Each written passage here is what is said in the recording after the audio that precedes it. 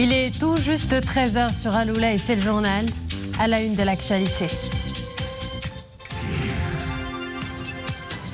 Mise en circulation d'un camion benne électrique à déchets ménagers à Rabat. Une grande première au niveau national et continental, de quoi franchir un nouveau cap en matière de préservation de l'environnement. Un engin moins polluant et surtout efficace.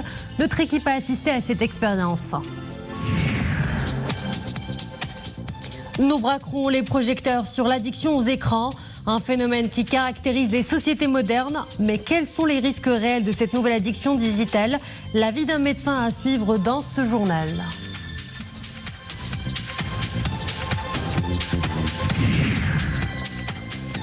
Nous irons à Tétouan pour vous faire assister à un défilé haute couture. Des collections de djellabas tout aussi somptueuses les unes que les autres. Un show coloré, original et glamour. C'est à découvrir en fin de cette édition. Bonjour à tous. Ramadan, un mois de piété et de solidarité par excellence. Les actions de générosité se succèdent tout au long du mois béni, comme celle que nous découvrons tout de suite. Une opération de distribution d'aide alimentaire aux plus démunis. Une initiative d'acteurs de la société civile en partenariat avec l'ambassade de Chine. Amin Sharqawi, Mri Mohamed et Zakaria Moukin Billah. Ils ont déployé beaucoup d'efforts pour concocter ces 500 paniers ramadanesques. Les acteurs de la fondation Hababou peuvent enfin les distribuer à des centaines de personnes dans le besoin. Contenant des produits de base des plus consommés durant le mois de Ramadan, ils vont pouvoir soulager les plus nécessiteux. Une action de solidarité réussie grâce à la collaboration entre la fondation et l'ambassade de Chine. Notre objectif est d'accompagner cette catégorie sociale, surtout en ces temps de hausse des prix et de forte inflation. Notre association assure la formation, l'accompagnement et la scolarisation des personnes démunies. Et aussi, pendant ce mois sacré de Ramadan, en collaboration avec des bienfaiteurs, nous distribuons des paniers qui contiennent des produits de base. Le Ramadan est le mois de solidarité et de proximité avec les plus nécessiteux. C'est la 4e année que nous travaillons en collaboration avec l'association Hababou pour la distribution des paniers de denrées alimentaires à l'occasion du mois sacré de Ramadan. Une prestation pour laquelle des artistes célèbres ont voulu apporter leur contribution pour aider les autres. Je suis très heureuse de participer à ce geste de solidarité organisé en ce mois béni de Ramadan. L'entraide est indispensable pour soulager les familles modestes, fragilisées par l'impact de la hausse des prix. Nous devons accompagner les personnes dans le besoin. Entraide et solidarité, des valeurs consacrées tout au long du mois de jeûne. Les actions généreuses se multiplient en faveur des plus démunis. Ramadan est aussi et surtout un mois de spiritualité, une ambiance que vit Fès en ce moment. La capitale spirituelle a abrité hier la phase finale de la 4e édition du concours de la Fondation Mohammed VI des oulémas africains de mémorisation, de récitation et de psalmodie du Saint-Coran. Les participants à la finale de ce concours ont mis en valeur leurs talents et compétences dans la récitation et la psalmodie du Saint-Coran, tout en respectant les règles du tajwid. La concurrence est rude entre les candidats qui se disputent les 3 premières places dans les 3 catégories du concours, à savoir la catégorie de mémorisation de l'intégralité du Saint-Coran avec la récitation selon la lecture Walsh, An-Nafi'a, la catégorie de la mémorisation de l'intégralité du Saint-Coran avec la récitation selon la lecture choisie par le candidat et la catégorie de psalmodie avec mémorisation d'au moins 5 hizb du Saint-Coran. Les habitants de la ville de Rabat ne l'ont probablement pas encore aperçu, mais c'est le prototype du camion benne de demain qui a ramassé hier les déchets ménagers de la capitale. La mise en circulation de ce camion poubelle électrique est une expérience pionnière au Maroc et en Afrique, moins polluant et ami de l'environnement. Ahmed Alaoui, Abdelali Ayad et Zakaria Moukin Billah. Depuis quelques jours, ces nouveaux véhicules arpentent les rues de Rabat. Des bennes à ordures 100% électriques. Silencieux et sans émission de gaz, ils ont l'avantage d'être écologiques et économes en énergie. Visiblement, ils s'acquittent de leur mission en toute facilité. Le camion 100% électrique est le premier du genre au niveau national et africain. D'une capacité de 18 mètres cubes, le camion peut travailler de longues heures et ramasser jusqu'à 11 tonnes de déchets ménagers. Le véhicule fonctionne grâce à des batteries électriques rechargeables. La recharge s'effectue via des bornes installées au niveau du parc. La recharge peut prendre 12 heures en régime simple, 6 heures en régime moyen ou 1h30 en régime rapide. L'autonomie du véhicule est de 12 heures, soit 300 km. Ce véhicule sans émission de gaz permet d'éviter 30 tonnes de CO2 par an. Une expérience pionnière qui devrait être généralisée, conformément à la stratégie du Royaume dans la lutte contre les changements climatiques et pour favoriser une mobilité plus durable. Tablettes, smartphones ou laptops, les écrans ont envahi notre vie. À l'heure du tout connecté, beaucoup d'entre nous passent le plus clair de leur temps devant les écrans, au point de développer une certaine dépendance. Zoom sur cette dangereuse et silencieuse addiction dans ce reportage de Yassine Benjeloun à Blali-Gnoni avec Maria Aouet. Il a pris une telle place dans notre quotidien que beaucoup d'utilisateurs ont désormais du mal à s'en passer. Le smartphone est sur toutes les mains, une addiction qualifiée de mal du siècle et qui porte le nom de nanomophobie. Une personne sur deux est concernée par ce trouble de la communication qui peut provoquer des troubles psychiques si celui-ci n'est pas réglementé.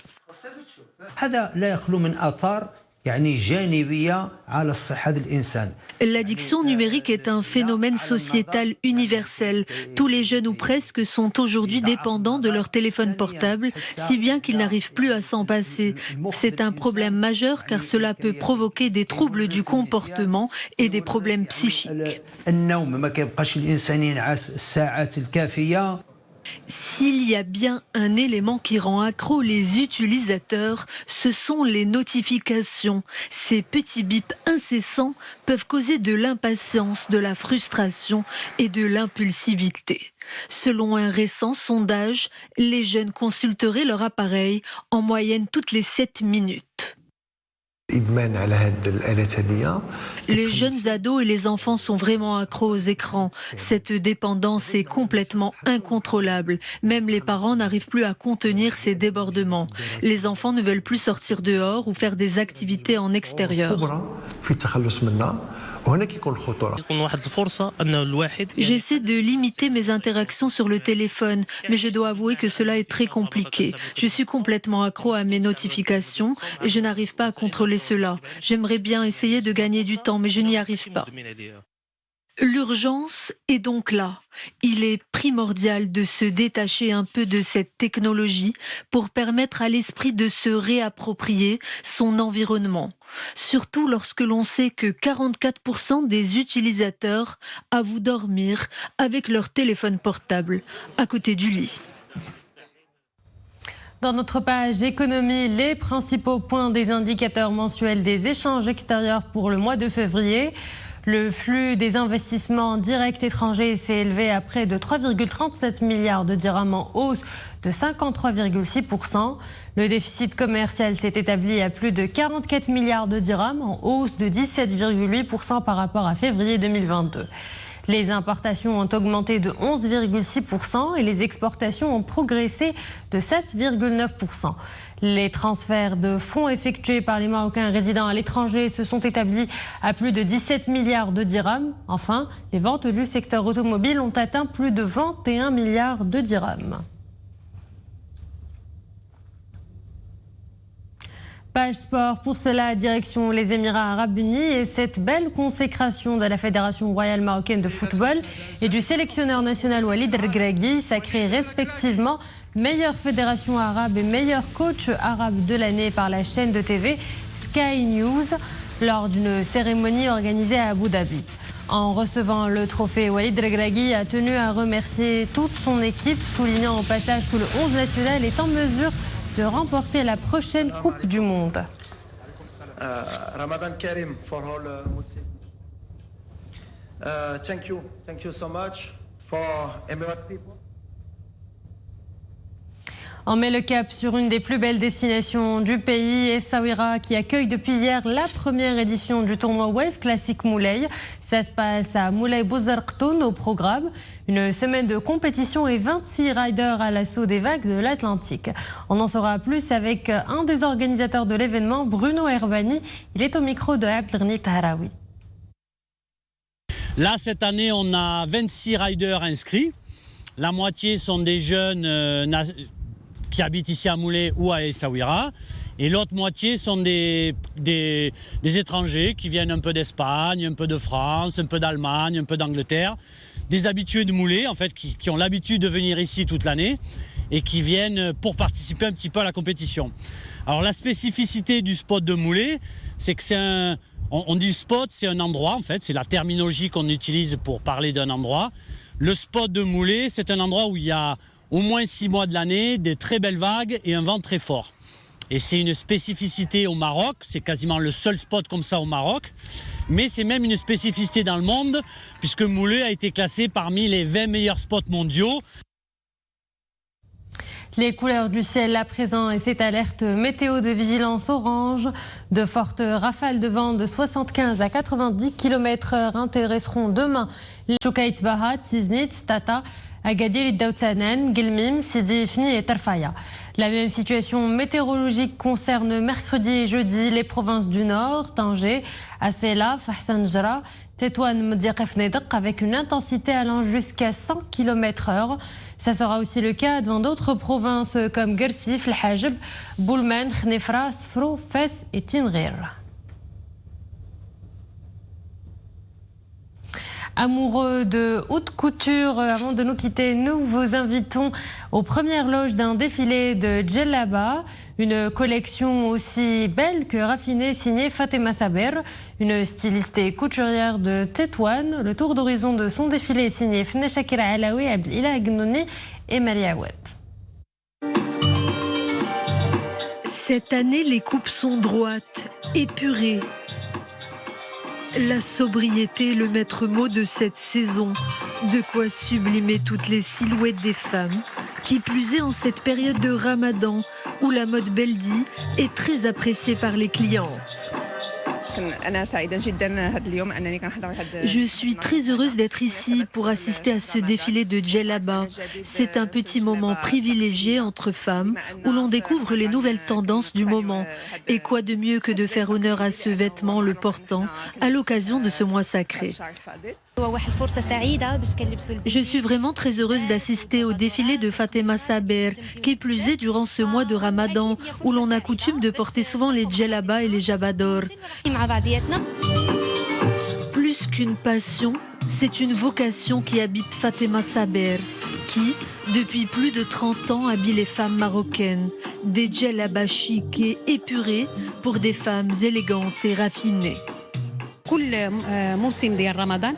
Chaque année, durant le mois de Ramadan, je sors ma nouvelle collection de djellaba. C'est l'occasion rêvée de proposer de nouvelles coupes et de réinventer ce vêtement traditionnel qui fait la joie, mais aussi la fierté des femmes marocaines. Elle fait partie de notre patrimoine culturel et confère à celle qui la porte grâce et élégance. La djellaba est décidément le must-have du moment. Et voilà, nous arrivons à la fin de cette édition. Merci à vous de l'avoir suivi. Excellente suite des programmes sur Al-Oula.